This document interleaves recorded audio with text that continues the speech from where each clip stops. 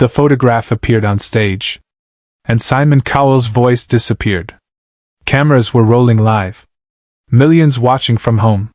The America's Got Talent stage was lit up in its signature red glow, the audience buzzing with anticipation for the next act. Simon Cowell sat at the judge's desk in his usual position, arms crossed, that familiar expression of skeptical anticipation on his face. The contestant walked onto the stage. A man in his 50s. Jeans. Simple button-down shirt. Graying hair. Nothing flashy. Nothing that screamed, "Talent show contestant." He looked nervous, his hands trembling slightly as he reached center stage. Host Terry Crews greeted him with his usual enthusiasm. "Welcome to America's Got Talent. What's your name and where are you from?" "My name is Daniel Foster," the man said, his voice quiet, almost apologetic. "I'm from Manchester, England. And what will you be doing for us today, Daniel?" Daniel didn't answer immediately. Instead, he reached into his jacket pocket and pulled out a photograph. An old one, by the look of it, edges worn, colors slightly faded, the kind of photo that had been carried around for years. He held it up toward the judge's table. "Before I perform," Daniel said, his voice cracking slightly, "I need to show you something." Cameras were live when the man on stage held up a photograph, and Simon Cowell had to stand up from the judge's desk because he recognized that photograph. Simon's entire body went rigid. His arms uncrossed. His hands gripped the edge of the desk. That skeptical expression vanished, replaced by something no one in the audience had ever seen on Simon Cowell's face before: complete shock. The other judges noticed immediately. Howie Mandel leaned forward, trying to see what Daniel was holding. Heidi Klum glanced at Simon, concerned. Sofia Vergara reached over and touched Simon's arm. "Simon? Are you okay?" Simon didn't respond. He was staring at that photograph like it had reached across the stage and grabbed him by the throat. The audience fell into confused silence. This wasn't how auditions worked. Contestants didn't show photographs. They performed. They sang or danced or did magic tricks. They didn't stand on stage holding old pictures and staring at the judges. Terry Crews, sensing something was wrong, stepped closer to Daniel. Daniel, maybe you should explain what?" "That photograph." Simon's voice cut through the theater, loud and sharp. "Where did you get that photograph?" Daniel's eyes filled with tears. "You gave it to my father. 32 years ago. In Manchester. You told him to keep it. You told him it would matter someday." The cameras zoomed in on Simon's face. The control room went silent. No one knew what was happening, but everyone understood it was real. Simon Cowell stood up. Not the casual standing he did sometimes during performances. This was abrupt, urgent. His chair scraped backward. He stepped out from behind the judge's desk and walked toward the stage. The audience gasped. In 15 seasons of America's Got Talent, Simon had never left the judge's table during an audition. Never. Simon stopped the show. No one knew what was happening. To understand what happened next, you need to understand what happened in 1992. Simon Cowell wasn't always Simon Cowell, global television mogul and music industry titan. In 1992, he was a young A&R executive at BMG Records in London, hustling to find the next big act, working 18-hour days, sleeping in his office more often than his apartment. He was good at his job, sharp instincts, no tolerance for mediocrity, willing to take risks that other executives wouldn't. But he was also struggling. The music industry was brutal. For every successful signing, there were a dozen failures. Simon had recently lost a major artist to a competing label, and his bosses were questioning whether he had what it took to succeed at the executive level. One rainy Tuesday evening in Manchester, Simon was leaving a recording studio after a particularly frustrating session with a band that had bombed in the studio. He was tired, angry, questioning his career choices. He stopped at a small corner pub to get out of the rain and grab a drink before his train back to London. The pub was nearly empty. Just a bartender, two old men playing darts, and a man sitting alone in the corner booth with a notebook and a pint. The man was maybe 40, wearing a worn jacket, his hands ink-stained from writing. Simon sat at the bar, ordered a whiskey, stared at it for a long time without drinking. "Rough day?" the bartender asked. "Rough year," Simon muttered. The man in the corner booth looked up. "You're in music, aren't you?" "I can always tell." Simon turned, surprised. "What gave it away?" "The way you're sitting. Like you're carrying something heavy. Musicians sit different from regular people who hate their jobs. Musicians look haunted." Despite himself, Simon smiled slightly. "I'm not a musician. I work with musicians." "That's worse," the man said, and gestured to the empty seat across from him. "Join me. Misery loves company." Simon normally wouldn't have. He didn't do small talk with strangers. But something about the invitation, maybe the genuine warmth in it, maybe just exhaustion, made him pick up his whiskey and move to the booth. The man's name was Peter Foster. He was a session guitarist, the kind of musician who played on other people's records, but never got his name on the cover. He'd been doing it for 20 years. Made a decent living. Never got famous. Never would. They talked for 2 hours. About music. About the industry. About dreams and compromises and the difference between success and fulfillment. "You know what I learned?" Peter said, his voice thick with beer and philosophy. "It's not about being the best. It's about being there when someone needs exactly what you have to offer." "That's nice," Simon said, his trademark sarcasm creeping in. "But it doesn't pay the bills." "Neither does chasing other people's definitions of success," Peter countered. "I've played on 17 top 40 hits. My name isn't on any of them. But I was in the room when they were made. That matters." Simon wanted to argue, but couldn't quite manage it. As they were leaving, well past midnight, the rain finally stopped.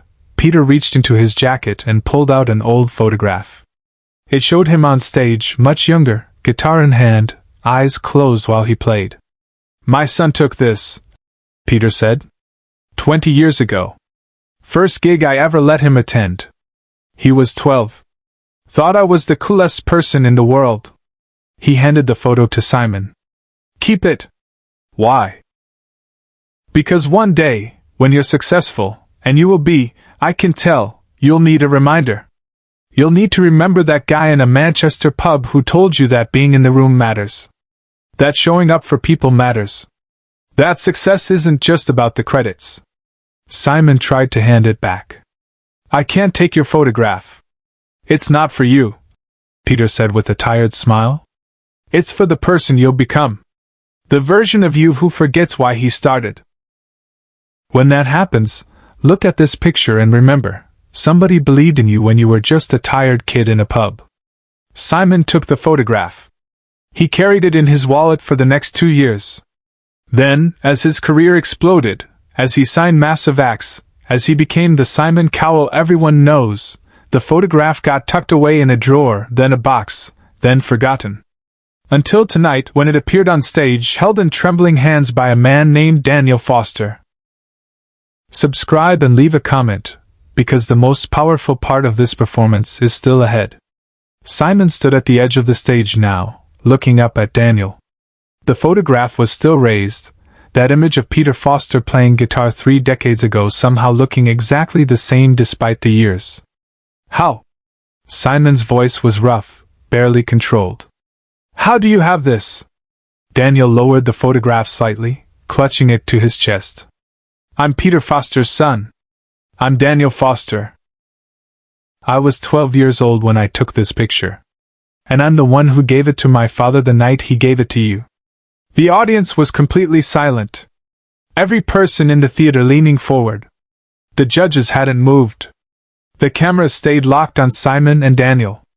"Your father," Simon said, and had to clear his throat. "Peter. Where is he?" Daniel's face crumpled. "He died 6 years ago. Cancer. He fought for 2 years, but He stopped, composing himself. Before he died, he told me about meeting you in that pub. He told me you'd kept his photograph. He made me promise something. What? He made me promise that if I ever got the chance, I would find you. I would show you this picture. And I would remind you what you told him the last time you saw him. Simon's brow furrowed. I don't remember. You came to Manchester 15 years ago. Daniel interrupted. You were in town for something, I don't remember what. My father tracked you down. He wanted to congratulate you on X Factor. You were already famous by then. He found you at your hotel and you actually came down to meet him. Do you remember? Slowly, like memory emerging from deep water, Simon nodded. The guitarist. From the pub. Yes. I remember. You told him. Daniel said, tears streaming freely now, that you'd kept his photograph all those years. You told him it taught you something about showing up. About being in the room. About remembering that behind every dream is a real person. Backstage, producers were begging him to continue, but he didn't. Simon was standing completely still, his hands in his pockets, his jaw tight. The entire theater waited. Even Terry Crews had stepped back, understanding that something bigger than television was happening. He wanted me to audition for you. Daniel continued. Not because I'm some incredible talent. I'm decent. I play guitar like he did. Session work, small gigs, nothing flashy. But he wanted me to stand on this stage and show you this photograph because he said you'd understand what it means. What does it mean? Simon's voice was barely above a whisper. It means someone showed up for you when you needed it. And you've spent 30 years showing up for other people. Giving them chances. Believing in them. My father watched every show you ever made. He cried when you gave golden buzzers to people who needed hope. He said, that's the kid from the pub? He remembered. Simon pulled his hands from his pockets and gripped the edge of the stage. What were you going to perform? Daniel smiled weakly. A song my father wrote. He never recorded it. Never tried to sell it. Just played it at home for my mother and me. It's called In the Room. It's about what he told you that night. Simon looked back at the judges' table.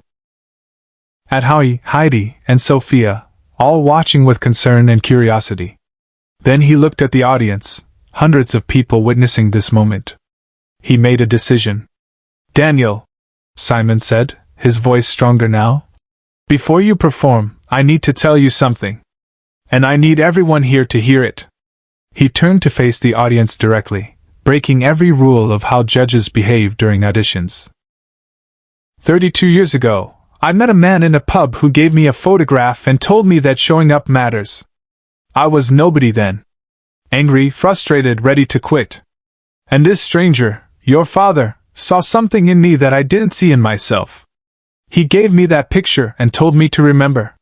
Why I started. Simon's voice cracked.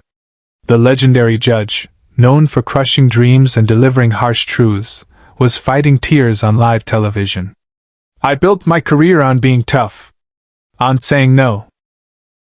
On being the person who tells people the truth even when it hurts. But your father taught me something that night that I've tried to remember ever since. Being tough doesn't mean being cruel. It means showing up honestly. It means being in the room when it matters.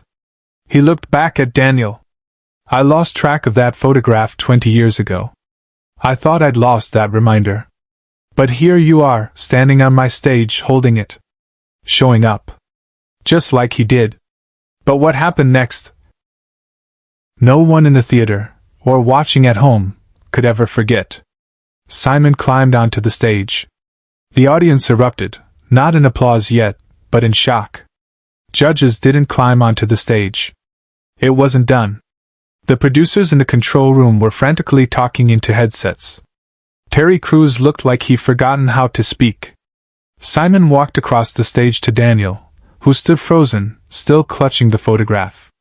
Simon stopped directly in front of him, eye to eye. May I? Simon asked, gesturing to the photograph. Daniel handed it over with trembling hands.